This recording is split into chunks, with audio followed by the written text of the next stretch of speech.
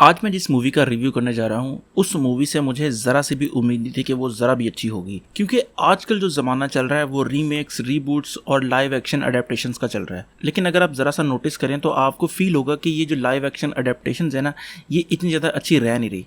अभी आपने lion king देखी है, लायन किंग जो सेम थी उन्होंने वही बनाई है बस पैसा कमाने के लिए। यानी डिज्नी तो लाइव एक्शन जो है मूवीज से जितना पैसा कमा सकता है वो पूरी कोशिश कर रहा है कि वो कमाए जल्दी से। तो ये भी एक रीज़न था कि मुझे इस मूवी से इतनी ज़्यादा उम्मीद नहीं थी। और दूसरा ये रीज़न था कि मुझे जो है ये कैरेक्टर इतना ज़्यादा पसंद नहीं है। मैंने कभी इसकी कोई पूरी एपिसोड भी नहीं देखी। मैंने इस डोरा के जो कैरेक्टर को या तो मीम्स में देखा है या तो कोई छोटी सी क्लिप्स देख ली हैं। मुझे थोड़ा सा पता है कि एक बंदर है और ये अंधी लड़की है, इस बेचारी को नज़र नहीं आता तो ये ढूंढती रहती है क्लूज़ वगैरह। तो ये चीज़ें मैं अपने माइंड में लेकर ये मूवी देखने गया था। तो इस मूवी को मैंने कैसा पाया आपको मैं इस इंट्रो के बाद बताता हूँ।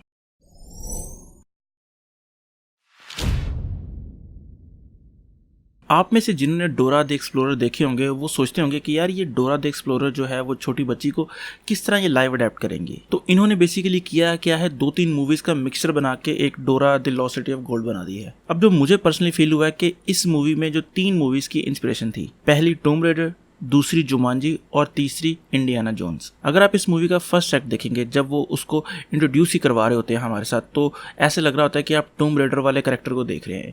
इसी तरह जब वो हाई स्कूल में जाती है तब देखते हैं कि उसके 3-4 दोस्त उसके साथ मिल गए हैं, तो आपको ऐसी जुमांजी वाली फील आ रही होगी। इसके बाद जब आखिरी एक्ट आता है, जब वो टेम्पल को एक्सप्लोर करने के लिए जाते हैं जहाँ पर वो गोल्ड ढूंढने के लिए जाते हैं, तब आपको ऐसी फील आएगी कि आप इंडियाना जोन्स देख रहे हैं। और यकीन माने कि जो आखिरी पार्ट था ना वो बहुत ही ज़्यादा बेहतरीन था। और मुझे उम्मीद इतनी ज़्यादा नहीं थी कि इसमें एक्शन इतना अच्छा होगा, लेकिन काफ़ी अच्छा था, उम्मीद से ज़्यादा बेहतर था। अब अगर मैं स्टोरी की बात करूं तो आपने जो ट्रेलर में स्टोरी देखी है, स्टोरी बिल्कुल वही है कि वो जंगल से हाई स्कूल में आती है, हाई स्कूल से किडनैप होती है और पता लगता है कि उसके पेरेंट्स जो टेम्पल को ढूंढने गए हैं उसके पास भी नक्शा मौजूद है। तो वो किडनैपर्स उसकी मदद से कोशिश करते हैं ट्रैक करने की उसके माँ बाप को, ताकि वो गोल्ड वाली सिटी को ढूंढ सके। तो स्टोरी काफ़ी स्ट्रेट फॉरवर्ड है। उन्होंने 1-2 बीच में ट्विस्ट रखे हैं, लेकिन वो ट्विस्ट काफ़ी प्रेडिक्टेबल है।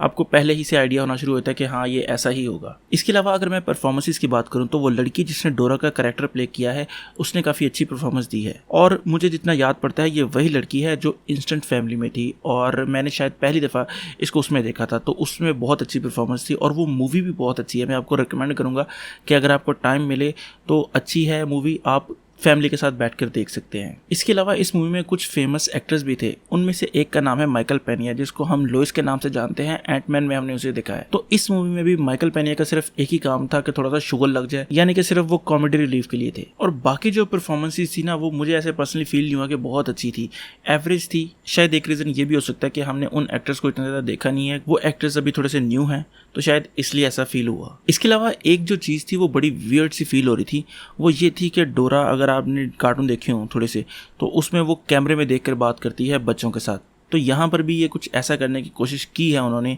1-2 दफ़ा, फिर उसके बाद गाने भी जो हैं, लेकिन वो सूट कर नहीं रहे थे उस कैरेक्टर को, क्योंकि वो जो एक्सप्लोरर है वो छोटी बच्ची तो नहीं है एक्सप्लोरर, तो वो थोड़ा सा वियर्ड किस्म का लग रहा था।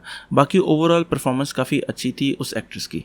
अच्छा, एक चीज़ मैं सोच रहा था कि लाइव एक्शन अडेप्टेशन जो मूवीज़ हैं, मैं मोस्टली वो कामयाब होती हुई देख रहा हूँ जिनमें उन्होंने काफ़ी ज़्यादा चेंज करके ना कैरेक्टर की वो स्टोरी लेकर आए हैं जो लोग इतनी ज़्यादा नहीं जानते। जैसे पोकेमोन है, पोकेमोन की अगर ऐश को लाते ना तो लोगों ने बड़ा डिसअपॉइंट होना था, कहना था कि यार ये क्या, हम तो ऐश को ऐसे जानते हैं, हम तो ऐश को वैसे जानते हैं। तो पोकेमोन की स्टोरी उन्होंने वो अडेप्ट की जो लोगों को नहीं पता इतनी। इसी तरह जब उन्होंने इस कैरेक्टर को अडेप्ट किया लाइव एक्शन में, तो उन्होंने स्टोरी काफ़ी हद तक चेंज की और उस कैरेक्टर को भी काफ़ी हद तक चेंज किया। तो आपको मूवी देखते हुए ऐसा फील नहीं होगा कि आप उस बच्ची को देख रहे हैं जिसको आप बचपन में देखा करते थे। खैर, अगर मैं अपनी रेटिंग की बात करूं तो मैं इस मूवी को रेट करूंगा 7.5 आउट ऑफ 10।